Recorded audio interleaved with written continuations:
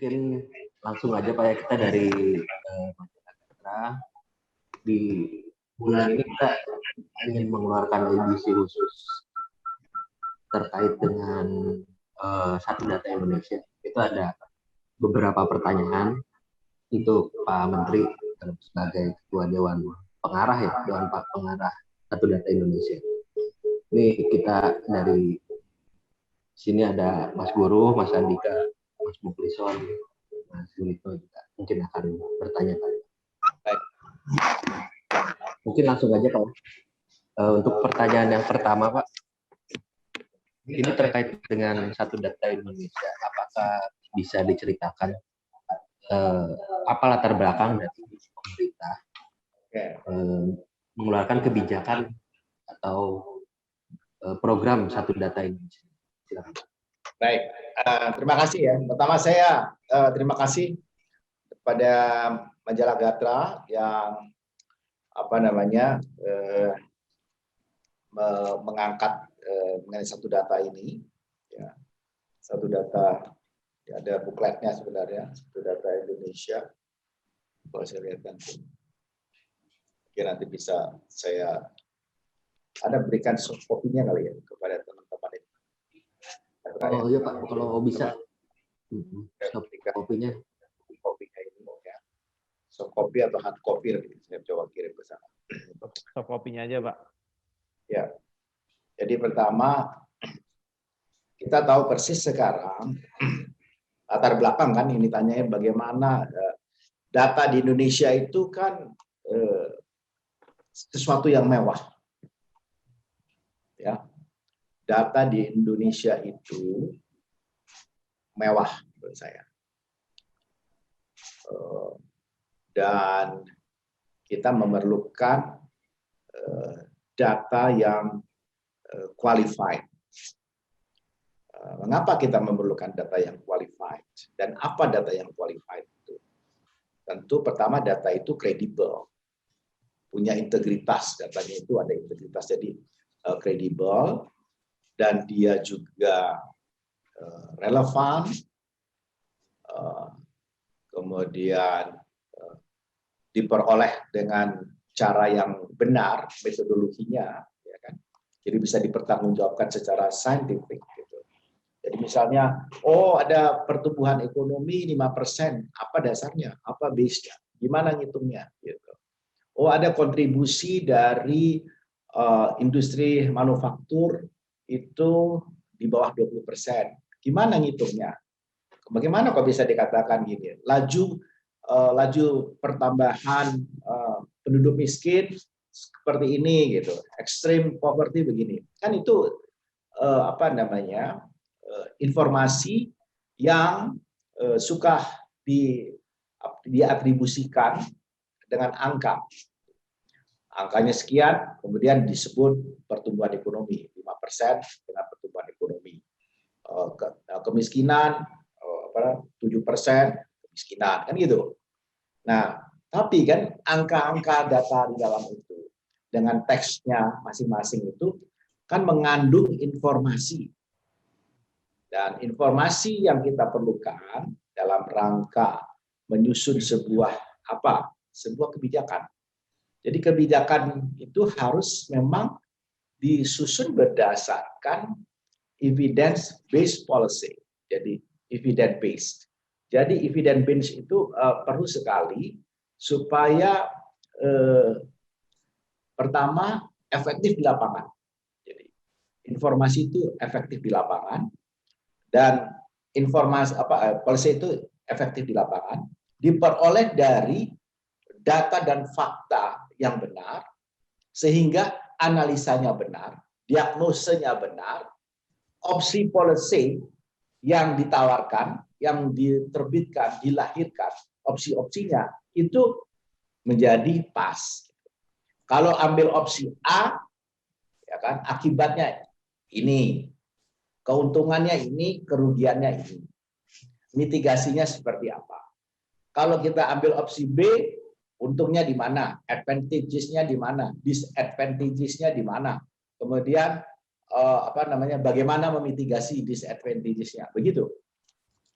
Jadi penting sekali data itu. Dan harus sinkron kan data itu. Data jangan sampai di tingkat pemerintahan saja, kalau kita sebut kemiskinan, harus satu dong. Kalau Kementerian Sosial menyebut kemiskinan angkanya sekian, angkanya itu dipakai Bappenas, atau yang dikeluarkan Bappenas itu dipakai oleh semua gitu.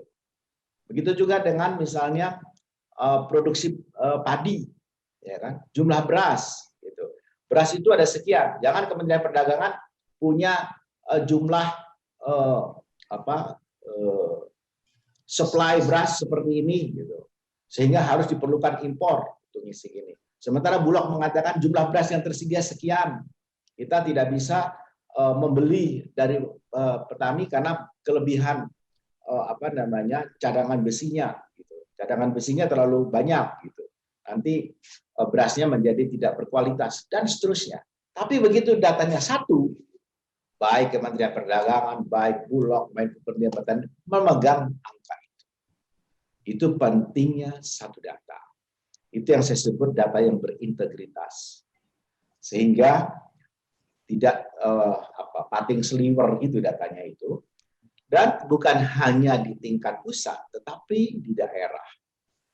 Dan dengan demikian, dengan data yang akurasinya tinggi dan update yang kemutakhirannya itu bisa dipertanggungjawabkan, kan bagus sekali. Dan data itu mestinya bisa diakses oleh lintas instansi, ya, dengan pengelolaan yang baik. Gitu. Itulah sebenarnya yang melatar belakangi mengapa pemerintah memerlukan apa yang kita sebut dengan one single data atau ketunggalan data yang akurat, mutakhir, terpadu, dapat dipertanggungjawabkan, mudah diakses, dan ada lagi istilah dapat dibagi pakaikan, interoperability, gitu. Ya, dapat dibagi pakaikan. Jadi ini metadata ini bisa dipakai di mana sehingga bunyi gitu kan, baik antar instansi pusat maupun di daerah. Tentu ini harus ada prinsip-prinsip dasar yang dipakai yang menjadi dasar dari satu data itu. Nah, supaya itu mempunyai dudukan yang pas di dalam norma, karena ini pemerintah itu kan hanya bisa melakukan kegiatan karena dua hal. Pertama, diperintah atau tidak diperintah oleh undang-undang. Peraturan perundangan. Pemerintah mengatakan, undang-undang mengatakan lakukan ini dan tidak lakukan ini, kan gitu. Kemudian yang kedua, karena ada support di sana, ada anggaran, ada kebijakan lain dan seterusnya. Maka dalam rangka prinsip Satu Data Indonesia ini, dalam rangka Satu Data Indonesia, diterbitkanlah Peraturan Presiden Nomor 39 Tahun 2019. Jadi sekarang pertanyaannya adalah bagaimana data itu diperoleh. Jadi data yang diperoleh itu tentu harus melalui suatu proses, ya, pengujian, ya, yang memastikan data itu telah memenuhi standar data, memiliki metadata, memenuhi kaidah interoperabilitas, dibagi pakaikan, kemudian sekarang juga sudah ada code, reference code-nya, ya, data induknya. Nah, itu sehingga orang mudah untuk melakukan akses. Saya kira itu ya yang untuk menjawab pertanyaan yang pertama. Ya, Pak, ini kan di Indonesia ini data itu banyak diproduksi, Pak, ya. Seperti dikatakan tadi, di daerah ada, antar lembaga ada yang memproduksi datanya masing-masing. Itu kan untuk menyatukannya dalam satu data itu kayaknya sepertinya akan rumit gitu ya, Pak. Sepertinya ya dalam bayangan kami. Nah, di dalam program Satu Data ini, kira-kira kalau bisa dijelaskan, mekanismenya seperti apa sih Pak? Apa dari daerah nanti mengumpulkan ke dalam satu wadah, atau melalui satu aplikasi, atau seperti apa gitu Pak di dalam program Satu Data ini, roadmap-nya lah kira-kira. Ya, pertama memang ada seperti saya sebut tadi, ini kan lebih teknis ya saya kalau mau jelaskan, makanya nanti buklet Satu Data ini silakan dibaca. Di situ ada prosesnya, bagaimana cara data gatheringnya, data itu dikumpulkan, ya kan, bisa sampaikan.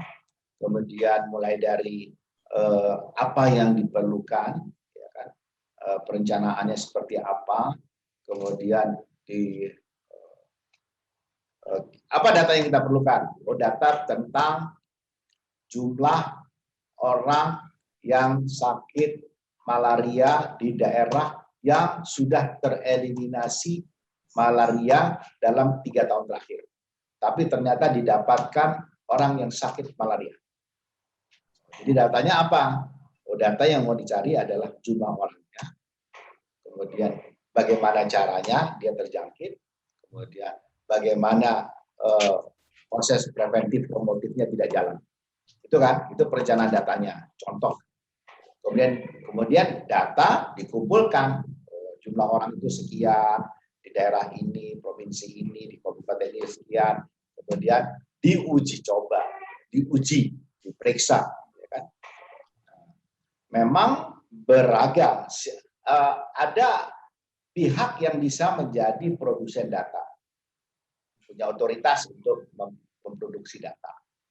Tapi kalau semuanya ada jatuh di daerah, menurut saya sebenarnya daerah itu adalah produsen data yang benar. Jadi harusnya, karena sekarang kan otonomi daerah itu kuat sekali, ya kan, hanya 6 kewenangan saja yang ditarik di pemerintah pusat. Jadi kalau kita mau tahu data jumlah murid sekolah di sebuah kabupaten, ya kan, bahkan mungkin di satuan kecamatan, itu kan harusnya ada di kabupaten. Nanti baru ditarik di tingkat nasional seluruh Indonesia itu jumlahnya seperti ini. Tapi kan yang sering terjadi adalah data nasional yang ada. Baru kabupatennya bertanya, di saya berapa jumlahnya? Oh, nggak benar. Sepertinya kejadian dengan data kemiskinan yang dipakai dalam BTKS, ya kan? Dana terpadu kesejahteraan sosial. Tiba-tiba datanya sehingga terjadi apa yang disebut dengan exclusion error atau inclusion error. Exclusion error itu artinya orang yang seharusnya tidak patut, tidak tepat untuk disantuni, mendapatkan bantuan, justru terdaftar. Gitu. Ya. Tapi orang-orang yang tidak terdaftar, sementara orang-orang yang tidak patut malah masuk. Gitu.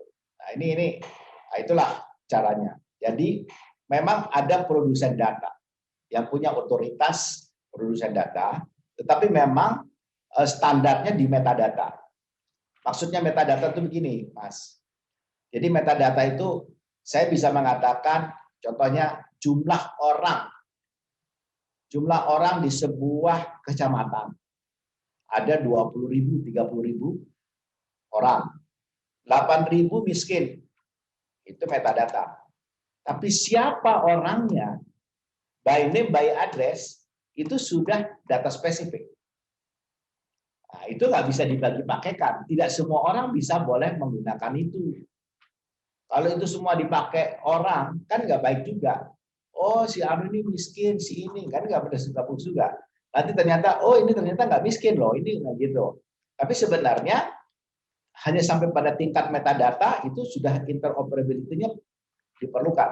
Tapi begitu sampai di data codingnya di bawah, saya kira itu sudah lebih siapa pemakai yang paling benar, ya, gitu. Jadi nanti saya bagi deh ini buklet ini, itu akan lebih mudah sekali untuk bagaimana mengumpulkan, mengkoordinasikan, mengkomunikasikan dalam satu forum Satu Data Indonesia. Ya. Begitu. Jadi ada yang mencakup data prioritas, data yang mendukung prioritas pembangunan, prioritas presiden dalam RPJM, adalah predikatnya masing-masing. Bagaimana cara menentukan data yang priority itu data priority, kemudian siapa wali data, gitu ya. Jadi wali data adalah yang memproduksi yang memiliki data itu. Ya. Silakan. Oke, baik Pak. Selanjutnya mungkin ini Pak, ini kan Perpres yang dikeluarkan oleh Pak Presiden itu kan sudah sekitar 2 tahun ya Pak, dikeluarkannya ya. Sejauh ini progresnya sudah ada sampai mana Pak dari kebijakan program satu data ini? Pertanyaan ini bagus sekali. Jadi memang sampai mana sekarang ya? Itu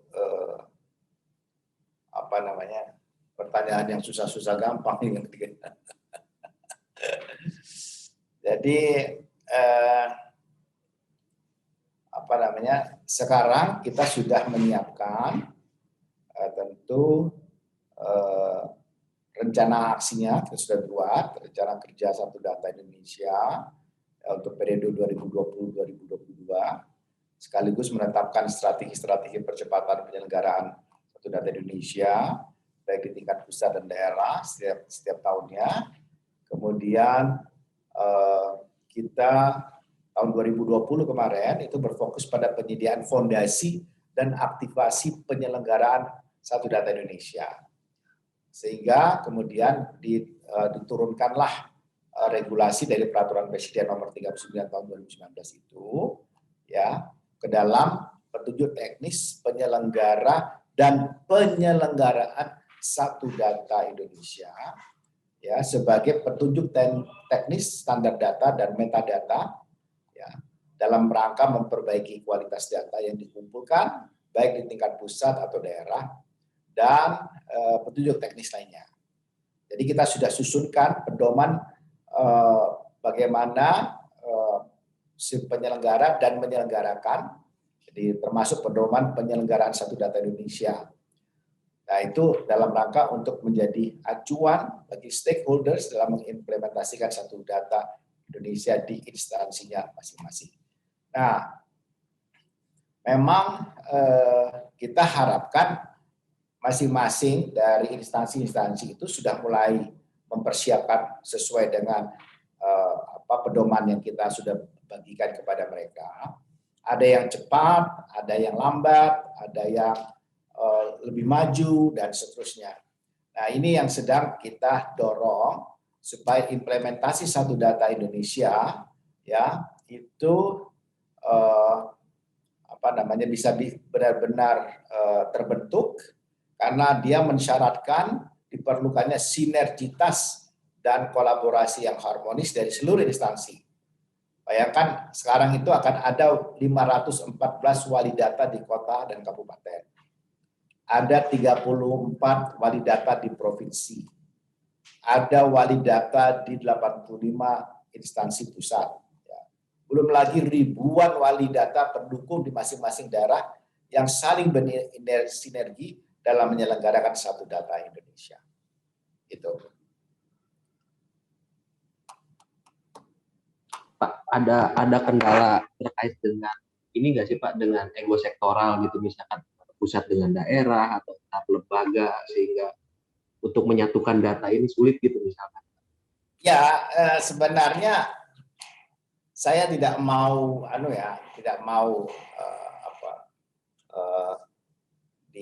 masalahnya pasti ada lah. Ya, masalah itu ada. Ya saya ingin mengatakan misalnya siapa sih yang punya otoritas untuk menerbitkan misalnya kita ambil BPS, data BPS. Data BPS itu kan data yang bunyinya metadata dan melalui sebuah proses analisa, proses statistik dan digunakan untuk kebutuhan analisa statistik. Ya kan? Jadi kalau kita mau tahu berapa sih jumlah jumlah petani di sebuah daerah, gitu, tentu kita nggak akan cari, kita akan cari di BPS, Biro Pusat Statistik di kabupaten tersebut, kan begitu. Nah, ini kalau cuma mau data seperti itu sampai pada tingkat itu kita bisa dapat di BPS. Tetapi data yang saya katakan tadi, ya kan, misalnya data yang dapat diinteroperabilitaskan, dipakaikan dengan satu kementerian ke kementerian lain, itu tidak semuanya bisa diproduksi oleh BPS. Ya, kayak saya bilang tadi, DTKS itu BPS bisa mengatakan hanya berhenti dari jumlah orang miskin. Tapi siapa yang miskin itu ada di data DTKS. Gitu loh, Mas. BPS bisa sampai pada data jumlah anak-anak yang tidak sekolah. Tetapi siapa yang tidak sekolah itu kita bisa dapat datanya dari daerah. Wali datanya ada. Gitu. Itu ceritanya. Jadi sebenarnya data ini ada semua, ya kan? BPS adalah yang punya otoritas di dalam memproduksi data, tetapi pada batas yang saya katakan tadi di metadata tadi. Nah, jadi format-format struktur dan format bakunya itu dari metadata yang dalam hal ini kita ada namanya pembina data. Nah, pembina data itu kayak BPS itu pembina data. Kemudian itu data statistik ya. Kementerian Dalam Negeri pembina data untuk apa? Dukcapil. Ya. Kemudian untuk pegawai ya PNS itu ada di Kementerian Pan-RB. Ya kan? Tapi kalau jumlah pegawai negeri itu ada di BPS. Tapi siapa pegawai negerinya ada di Badan Pegawai Nasional di bawah koordinasi Kementerian Pan-RB, kan begitu. Kemudian pembina data juga ada di keuangan, Menteri Keuangan. Jadi kalau kita mau bilang tax ratio, berapa sih jumlah pendapatan penerimaan pajak sekarang ini, itu sumbernya bisa dari Kementerian Keuangan, kemudian begitu time series-nya ada di BPS, tetapi siapa pembayar pajaknya ada di Kementerian Keuangan, gitu, Mas. Gitu ya. Tapi pembina datanya adalah Kementerian Keuangan. Kemudian ada lagi pembina data misalnya untuk Badan Informasi Geospasial. Nah, mereka juga seperti itu mereka lakukan. Ya. Artinya memang sangat banyak ya Pak yang terlibat di dalam program ini ya akhirnya. Saya lihatkan nggak ya mengenai struktur pembina gambar itu apa namanya struktur organisasi dari Satu Data Indonesia, coba biar jelas gitu. Nah ini Mas. Oke. Ya, pembina data itu adalah kementerian tertentu, lembaga tertentu, dan kemudian tidak semua kementerian juga menjadi pembina data, ya kan? Tetapi pembina data utama itu, ya seperti saya sebut tadi, ya di dalam Nah ini, jadi itu adalah BIG itu Badan Informasi Geospasial, BPS itu untuk data statistik, Kemenke untuk Kementerian Keuangan, saya bilang tadi, ya kan. Kemudian data-data pembangunan tentu di Bappenas, kemudian Pan-RB itu lebih banyak kepada aparatur negara. Jadi itu, kemudian Kemendagri itu adalah di di Kementerian Dalam Negeri itu untuk Dukcapil ya. Nanti saya kirim deh ini di sini memang nggak ada, tapi saya nanti kirimkan itunya struktur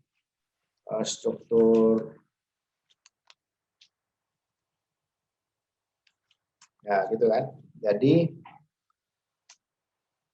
pembina data itu dia bisa melakukan pengecekan ulang. Coba itu di halaman 33. Contoh ini, saya kasih contoh ini. Penyebar luasan data. Nah, ini. Pemeriksaan data. Nah, ini. Misalnya gini. Ya, pengecekan ulang oleh pembina data untuk data statistik seperti tadi oleh BPS, data keuangan oleh Kemenkeu, data geospasial oleh BIG. Gitu. Nah, setelah dicek begitu, data yang mau disebarluaskan itu oleh wali data diunggah ke data portal Satu Data Indonesia, dan kemudian aksesnya terhadap kode referensi, data induk, data metadata, dan data prioritas tersedia dalam portal. Sehingga orang dengan mudah bisa dapat memperolehnya. Next. Kemudian yang sudah dapat disebarluaskan itu tentu harus dapat dengan mudah diakses melalui portal Satu Data Indonesia. Itu. Jadi pemerintah akan menyediakan akses kepada pengguna data, pengajuan pembatasan akses data tertentu oleh produsen data untuk kebutuhan-kebutuhan tertentu, ya, pembatasan akses data di portal, dan itu dilaksanakan oleh wali data dan pejabat pengelola informasi. Jadi memang ada yang sifatnya bisa dibagi rata gitu, tapi ada juga yang tidak. Tetapi yang paling penting begini, kita masuk di dalam portal Satu Data, kemudian aksesnya itu ditarik, ya, dari Satu Data itu. Jadi nanti kita bisa lihat slash data Indonesia, slash statistik, slash slash keuangan, slash keuangan daerah, slash pajak daerah, slash retribusi daerah, slash kabupaten Kabupaten Sleman, gitu. Ya kan? Kemudian dan seterusnya. Kira-kira seperti itu kalau kita bikin portalnya nanti, ya. Kode referensi itu data induk pertama, kemudian data, metadata, data prioritas, kemudian juga tersedia dalam portal. Jadi nanti ujungnya dari semua ini adalah kita punya portal Satu Data Indonesia yang bisa diakses secara terbuka oleh siapapun. Gitu, Mas. Ya, Pak. Terkait tadi story dari Pak Menteri menarik sekali, Pak. Tapi saya mau lebih jauh menanyakan soal itu kan ada dua kendala, Pak, sebenarnya, Pak. Kendala teknis atau tantangan teknis dan yang non teknis atau kelembagaan. Jadi tadi mengungkap bahwa memang ada ego sektoral yang dibalik sebenarnya ada kepentingan tertentu begitu, Pak.